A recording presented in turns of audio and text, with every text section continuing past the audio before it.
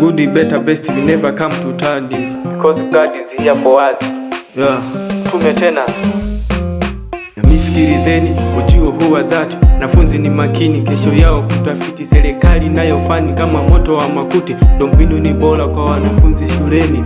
Duma ilo bora kutoka serikalini, walimu walodolola kujutia maishani. Chanzo ndiyo serikali, wanafunzi kufaulu. Vijana soma sana, usaidie wazazi. Elimu ni msingi wa maisha ya baadaye. Elimu ni msingi wa maisha ya baadaye. Vijana soma sana, usaidie wazazi. Elimu ni msingi wa maisha ya baadaye. Wananitaji leo lia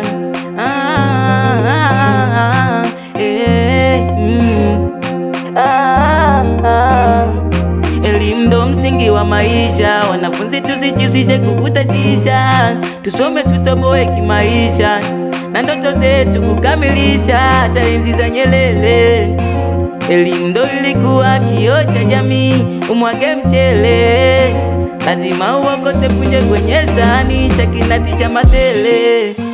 Akifundisha research pale ubaoni, tena kwa vipengele, akielekeza sana darasani.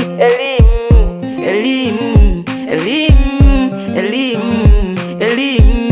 Yeah, vyombo vya dola nchini, elimu kusimamia mjini, vijijini pote kushughulikia. Serikali imakini, mikopo kukilimia, wapo wenye hali duni mahitaji kufikia. Kama samaki majini, baguzi zimeenea. Serikali mbioni maskini kukomboa, chanzo ndiyo serikali, wanafunzi kufaulu mashuleni.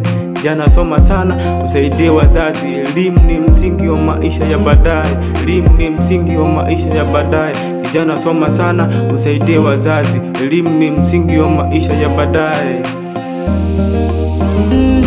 Elimu ndo msingi wa maisha. Wanafunzi tusijihusishe kuvuta shisha, tusome tutoboe kimaisha, na ndoto zetu kukamilisha hata enzi za Nyerere.